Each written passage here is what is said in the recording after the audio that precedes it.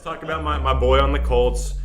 Last 3 games has looked fantastic, putting up outings of 9.6, 19.2, and 15.6 fantasy points.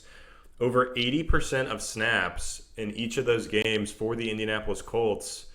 Steph, do you think Michael Pittman has broken out? Are you willing to flex him? Are you willing to start him right now as the Colts go down this stretch run? Yeah, it's good. I am. I'm completely willing to flex him. I was willing to flex him last week. I knew there was some risk in there, and luckily on this one, it hit on some very limited volume. Pittman was 3 for 3 through the air for 66 yards and a touchdown, was able to make a big play. That's what we love to see from these rookies is that efficiency. We know the volume's not going to be there. These guys got to work their way up the depth chart, and it just takes time for them to get more ingrained in the offense. We see things move quickly with like Justin Jefferson, who's now been moved to, a receiver they can put anywhere in the formation, is getting plenty of volume. I'll talk about him a little bit later on in our starts of the week. But for Michael Pittman, since the bye week, and he was coming off an injury, he played 59% of snaps, had a really, lame outing against Detroit. I think a lot of us were looking at that one as, okay, Pittman could be very interesting here. He was a waiver name that week, then disappointed. Maybe some people dropped him after that. And then since then, he's been over 80% of snaps on 3 back-to-back weeks against Baltimore, Tennessee, and Green Bay. Was getting 7 targets, got 7 targets against Baltimore, 8 against Tennessee, and only 3 against Green Bay. But I think Michael Pittman is a guy that you can plug in there. And it doesn't feel great. It's more of like a desperation, high upside flex name. You look at him over a tier of guys like Jakeem Grant or KJ Hamler, these kind of streamer waiver guys, Nelson Aguilar, another one in that tier. You're putting him all over those guys. I'm putting you on the spot here.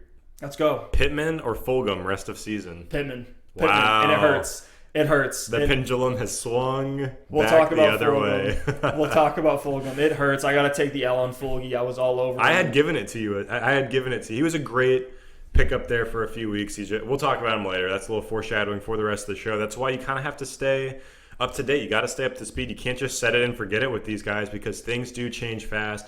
But I'm with you on Pittman. The volume this week is disappointing. Only 3 targets. But he was able to produce with that touchdown. And when you look at the next 4 games for the Colts, this has to be one of the easiest schedules and not easiest from a NFL win standpoint, but a favorable schedule for quarterbacks and wide receivers. Next 4 weeks, they have the Titans, the Texans, the Raiders, and the Texans. 4 absolutely smash matchups. You look at this Colts team as well. I know they like to spread the ball around. We've talked about this before, Steph. They use 3 tight ends. They use 3 receivers. It seems like evenly. They use 3 different running backs, so you can't trust any of these assets.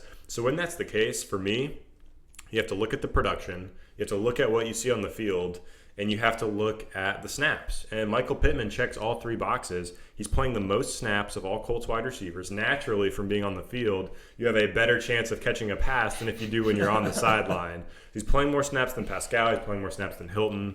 I know the tight ends are involved, but he's produced when he's had the opportunities, and I think Phillip Rivers is going to continue to trust him and look his way. So if you have Michael Pittman on your team, I think he's an absolute flex play here for the foreseeable future. Now I'm going to compare Michael Pittman, a guy that we both like just because it was more on the opportunity, not necessarily something that we saw with Pittman, but he does have prototypical Alpha X wide receiver size and speed at 6'4", 220.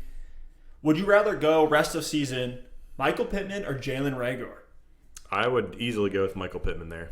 I like Reagor, but he isn't quite broken out yet. We've already seen it from Pittman, and that's the deal breaker for me. So let's make it a little bit more difficult. Michael Pittman or Jerry Jeudy? I'll still go Pittman. I think the offense is just moving the ball a little bit better. I think the touchdown opportunities are going to be there. I love Jeudy a lot. I think he's actually a better talent than Pittman, could have a better career, but for this year, I'm going with Pittman.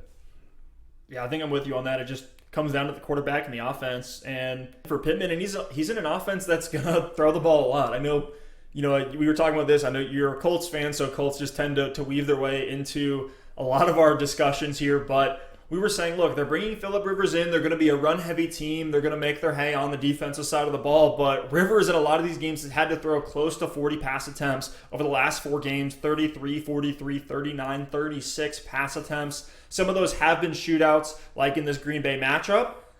But as long as Phillip Rivers or even Jacoby Brissett, I know Rivers is questionable right now with that ankle injury. We saw him hobbling around at the end of that game. He was able to come back and play through it, which makes me think he's going to still be in the game. He's going to be forcing it downfield and saying dang Flab every time he throws an interception. But no, I'm with you. Pittman is a fun guy as a player. He has that splash play ability for that guys like Chase Claypool, and I think we'll see Jalen Reagor show it a little bit more as the season goes on. But Pittman now is a guy in that flex category. If you picked him up off waivers, if he was a depth stash for you, congratulations. I think it paid off.